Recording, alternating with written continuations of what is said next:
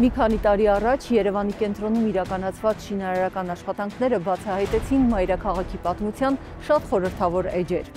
Սիրված այս այգի այցելողներից շատերն անգամ չգիտեն, թե ինչ հետաքրքիր վայրում են գտնվում եւ ինչ հետաքրքիր պատմություններ կան այստեղ։ Բաց երկնքի տակ Երևանի մանկական այգու պեղումներն են եւ հետաքրքիր գտածոները։ Երևանի կենտրոն համայնքում Խորենացու, Գրիգոր Լուսավորչի, Բեյրութի եւ Զաքեմ փողոցների միջև գտնվում է Երևանի մանկական այգին, որը նախկինում կրել է խորհրդային պետական գործիչ Սերգեյ Կիրովի անունը, իսկ մինչ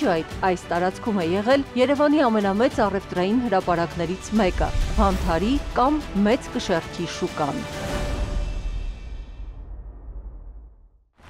Մենք գտնվում ենք Երևանի մանկական այգում, որը հիմնադրվել է 1933 թվականին, 34 թվականին անվանակոչվել Կիրովի անունով։ Արդեն անկախության շրջանում այն պարզապես մանկական այգի է կոչվում։ Երևանի կենտրոնում է գտնվում եւ բոլորիս կողմից շատ սիրված է այս զբոսայգին։ Այստեղ 2021 թվականին շինարարական աշխատանքների ժամանակ բացվեցին մշակութային շերտեր շատ հետաքրքիր եւ պեղումների արդյունքները ցույց տվեցին, որ դրանք պատկանում են 19-րդ դարի վերջ, 20-րդ դարասկիզբ, ուղեկցող նյութի, թվագրող նյութի հիման վրա։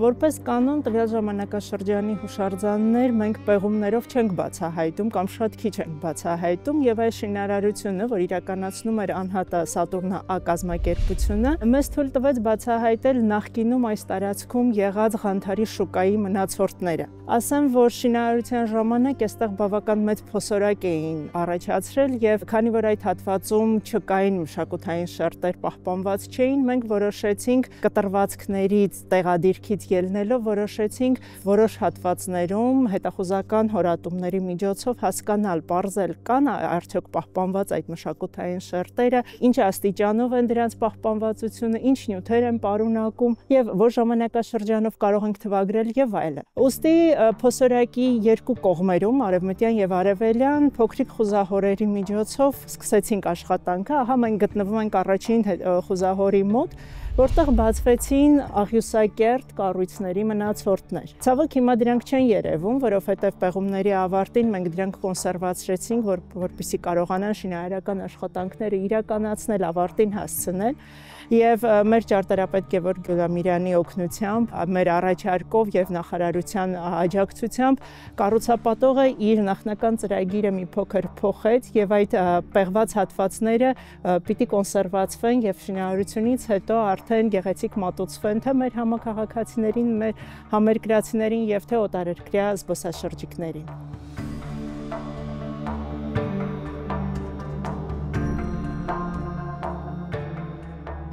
Ամբողջ պահպանված այդ պեղված հատվածները, կառույցների մնացորդները իրենք ապակեպատ ծածկ են ունենալու եւ տեսանելի են լինելու թե սրճարանի ներսից մեծ լայն ապակիներով եւ թե վերևից, դրսից։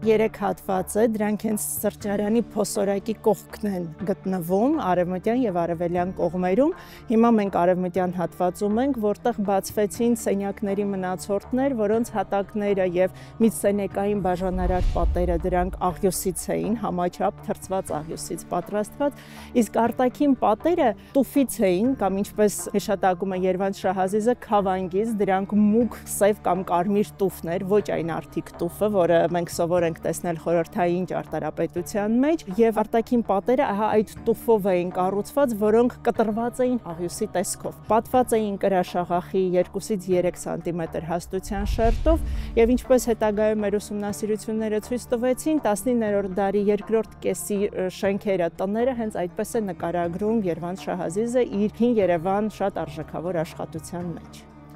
Ես հասկանում եմ, որ հնարավոր է, չի բացառվում, եթե մեծ տարածքով պեղումները իրականացվեին, ապա նոր բացահայտումներ կլինեին։ Նախատեսում եք շարունակել աշխատանքները, թե այսքանով ավարտելու ենք։ Տեսեք, այս հատվածի պեղումները եւ բոլոր աշխատանքները հիմնականում իրականացվել են կառուցապատողի ֆինանսավորմամբ։ Եվ հետագայում, եթե, չգիտեմ, քաղաքապետարանի կամ նախարարության միջոցներով հնարավոր լինի շարունակել, ապա կարծում եմ բավական հետաքրքիր արդյունքներ կտա, թե այս տարածքում եւ թե գիտենք Երևանը ինքը բազմադարյա քաղաք է եւ ամեն քայլափոխի մենք կարող ենք հանդիպել տարբեր ժամանակաշրջանների մշակութային շերտերի։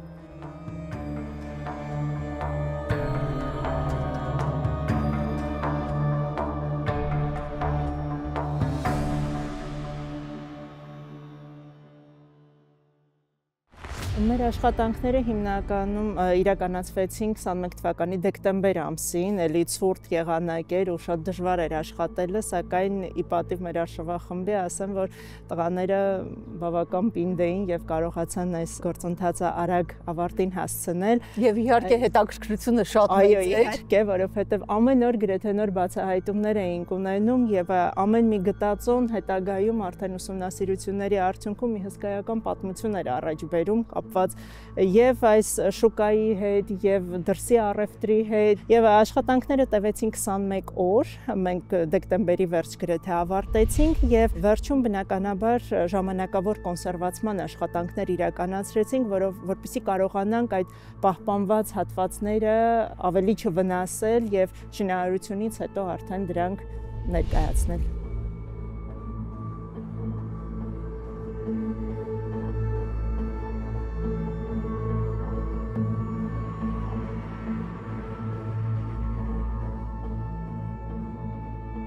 Արդեն այդ փոսորակի հակառակ կողմում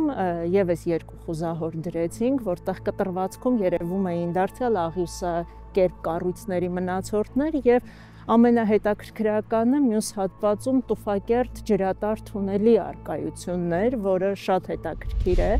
Այն իր թերի պահպանված, տեսեք, այս հատվածում մենք ծածկել ենք, ծածկված է եւ իր թերի պահպանված մասով այն գրեթե 8 մետր երկարությամբ այս փոսորակում ձգվում էր։ Տուֆի մեծ սալերով է ծածկված, պատերը կոպտատաշ տուֆի փոքր քարերով են եւ իր ներքին բարձրությունը 120 սանտիմետր է, իսկ լայնությունը 50, բավական ջրատարողունակ է։ Սրանից մի փոքր ավելի բարձր մակարդակում, երբ որ նոր էինք պեղումները սկսում, բացվեց բետոնը մեկ այլ ջրատարառու, որը Երևանի հնաբնակները հիշում էին եւ ներկայացրեցին, որ այգու սկզբնական շրջանում հենց այդ բետոնե առուներով են ոռոգել այգին։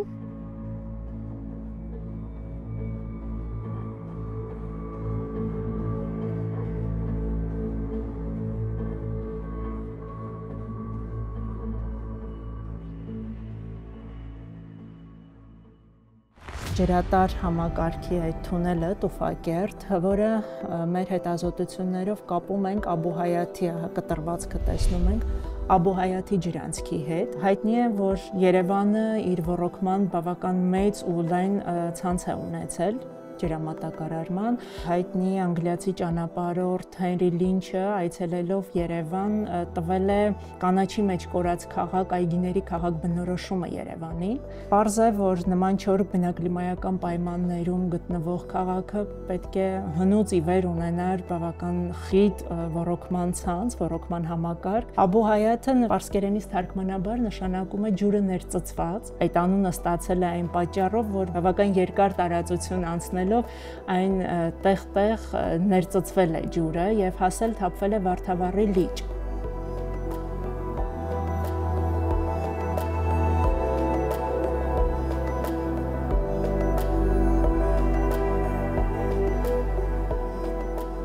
Նախկինում այստեղ մինչև այգի կառուցվել է, այստեղ գտնվել է քաղաքի կենտրոնական ամենամեծ շուկան, Ղանթարի շուկան, կոչվել է Ղանթար պարսկերեն բառը եւ նշանակում է մեծ կշեռք։ Շուկա հրապարակների կենտրոնում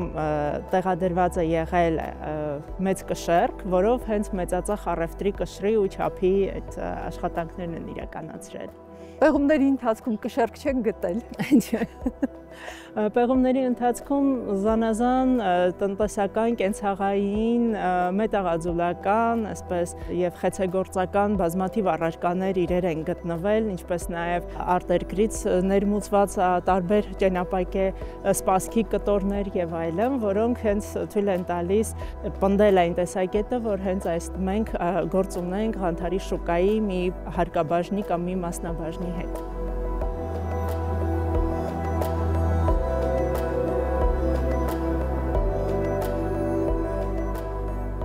Երևանի հին առևտրաշուկան մանկական այգու տարածքից զատ ձգվել է մինչև Կապույտ մզկիթի ու Սուրբ Սարգիս եկեղեցու հարևանությամբ։ Ղանթարը, պարսկերենից մեծ կշեռքը, քաղաքի ամենամեծ կշեռքն է եղել։ Շուկան բազմաթիվ հիշատակություններում ներկայացվում է որպես տարբեր ժողովուրդների ու քաղաքակրթությունների խաչմերուկ, որտեղ կրպակներից զատ կային հարմարություններ օտարերկրյա վաճառականների, քարավանների իջևանելու համար։ Ու ամենակարևորը, շուկայում գողություն չկար։ Արծաթ, ուլունք, ոսկյա զարդերը վաճառականները թողնում էին հենց կրպակների առջև, առանց վախի, որ դրանք կգողանան։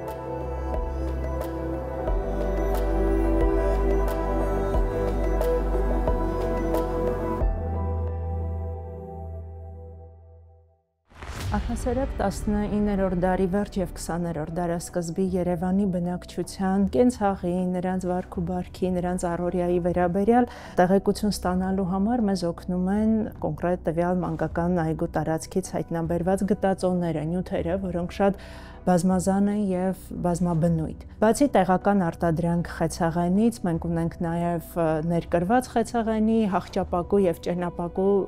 տարբեր կտորներ, որոնք հստակ իրենց զուգահեռներն ունեն դրսում եւ ունեն իրենց թվագրումը, բարձել ենք իրենց արտադրման երկիրը, անգամ գործարանը, ցարական Ռուսաստանի տիրապետության ժամանակ արդեն Երևանը վերածվում էր վաճառաշատ մի քաղաքի, այնտեղ զարգանում էին առևտուրը, արհեստագործությունը եւ տարատեսակ այլ մասնագիտություններ։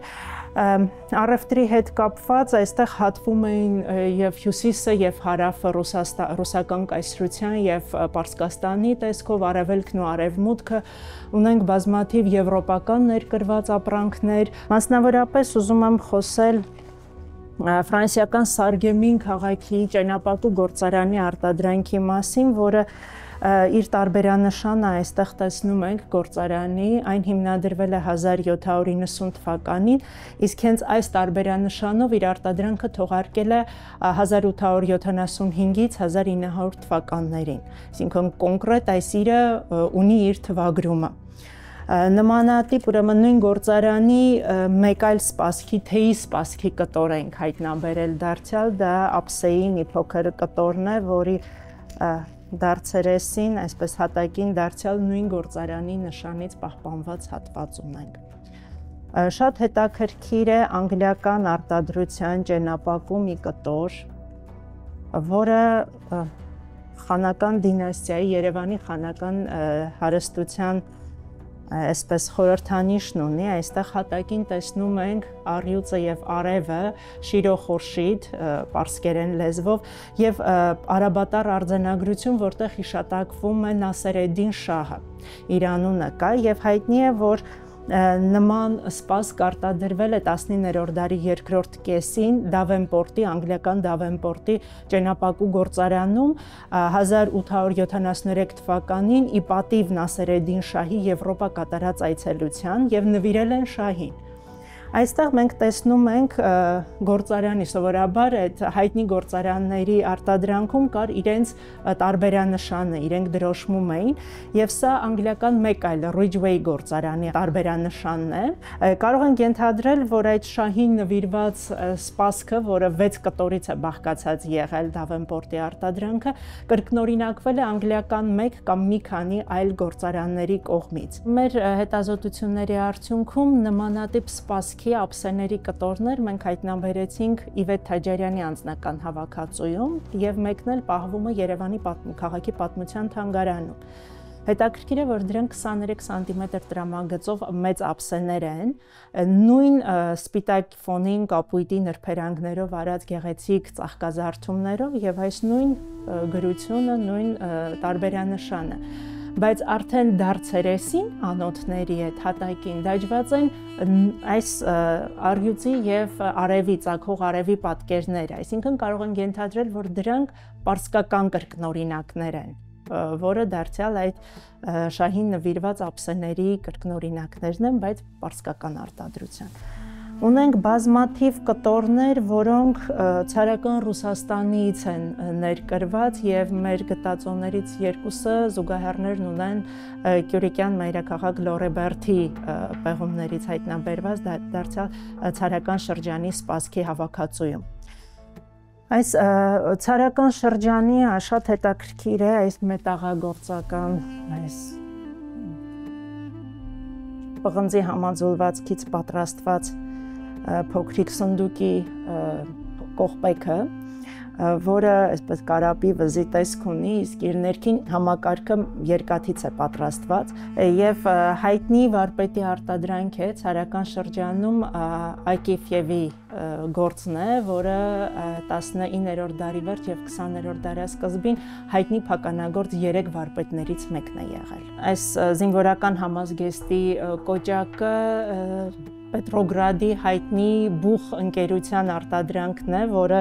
իր այսպես գրությամբ, տարբերանշանով եւ այդ զինվորական համազգեստի կոճակներ գործարանը արտադրել է 1885-ից 1917 թվականներին։ Եվ ամենակարևոր մեր գտածոները դրանք ծխամորճերն էին, որոնք շատ հետաքրքիր էին եւ առհասարակ ծխամորճեր Հայաստանի տարբեր հուշարձաններից եւ շատ են հայտնաբերվել, ամենամեծ հավաքածուն Լորեբերթի հավաքածուն է, որը մինչ օրս չի գերազանցված, երկրորդ մեծ հավաքածուն գտնվում է Երևան քաղաքի պատմության թանգարանում։ Մենք մանկական այգուց ունենք 3 նմուշ ծխամորճերի, որոնցից մեկը այսպես տեսնում ենք ինքը ունի մեդալյոնի մեջ արված արաբատար դաջվածքով գրություն, որը արաբագետ Տիգրան Միքայելյանի ընթերցմամբ պարսկական առոգանությամբ այն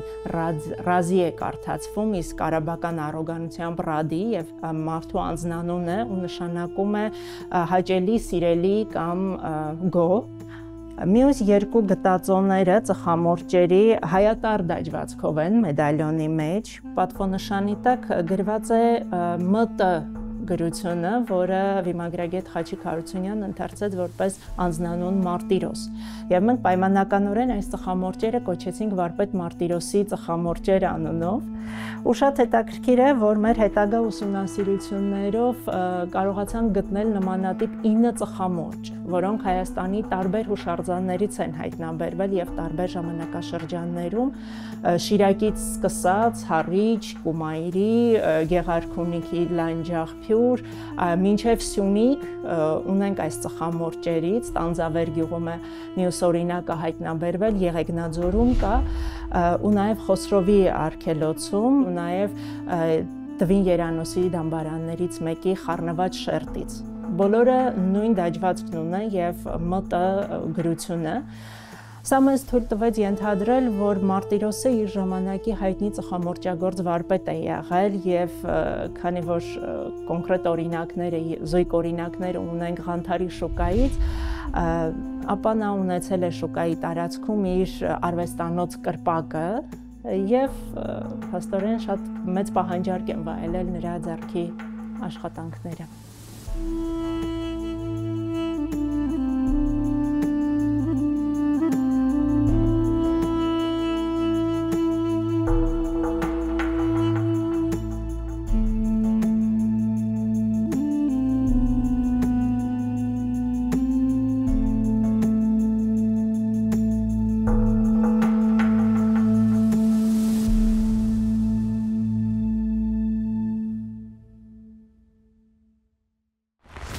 Հասկանալ, պեղումներն իրականացնելու ընթացքում հաստատապես երևանցիները շատ հետաքրքրասեր են, գալիս էին, փորձում էին հասկանալ ինչ է կանում,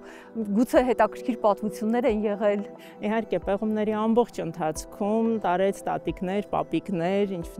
նաև երիտասարդներ բավականին շատ հետաքրքրվում էին, թե ինչ աշխատանքներ են իրականացնում եւ տարեցները կիսվում էին իրենց մանկական հուշերով։ Երևանի հնաբնակներից շատերը պատմում էին այգու այդ կառուցվածքի կառուցման, կառուցապատման ժամանակներում, երբ որ իրենք երեխա են եղել, ինչպես են խաղացել, ինչպես են եկել այգի, եւ տարեց մի պապիկ հիշեց շատ հետաքրքիր պատմություն, երբ փոքր ժամանակ իր տատիկը բերում էր այստեղ այգի եւ մոտավոր ցույց տվեց այգու կենտրոնական հատվածը ու ասեց, որ այնտեղ կային 3 պարսի գեներալների գերեզմաններ, որի մասին իրեն պատմել է տատիկը։ Ես ուզում եմ շատ շնորհակալություն հայտնել կառուցապատողին, որովհետև շինարարական աշխատանքներ իրականացնելուց տեսնել այդ ամենը եւ պարզապես չավիրել, դա նաեւ մեծ այսպես կամք ու ուժ է պահանջում։ Ինչպես ստացվեց աշխատանքը կառուցապատողի հետ եւ ինչպես հասկացաք ու եկաք այստեղ պեղումներ իրականացնելու։ Շինարարության ընթացքում, երբ որ հիմքի փոսորակը քանդելուց աշխատողները նկատել էին աղյուսի կտորներ, բավական շատ դուրս եկած, իրենք անմիջապես դադարեցրել էին եւ ցավոք ուշ էին հասկացել ինչի հետ գործ ունեն, անմիջապես դադարեցրել էին եւ դիմել էին նախարարություն, կրթության, գիտության, մշակույթի եւ սպորտի նախարարություն, արդեն նախարարության հանձնարարականով պատմամշակութային ժառանգության գիտահետազոտական կենտրոնի մեր արշավախումբը նախնական հետազոտություններից հետո արագ կազմակերպեց եւ իրականացրեց այս պեղումները, փրկարարական պեղումները, որոնք ի դեպ ֆինանսավորեցին հենց կառուցապատողի կողմից։ Հրաշալի օրինակ, մասնավոր պետություն համագործակցության այն եզակի եւ լավ օրինակներից է, որի համար շնորհակալություն։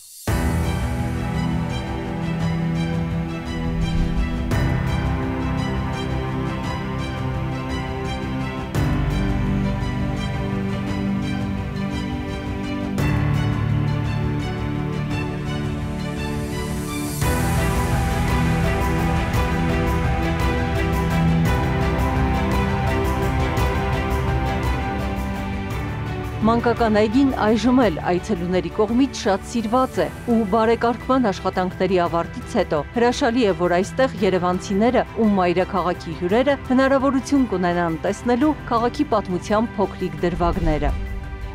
Բաց երկնքի տակ Երևանի մանկական այգու պեղումները ու Ղանթարի շուկայի հետաքրքիր գտածոներն էին։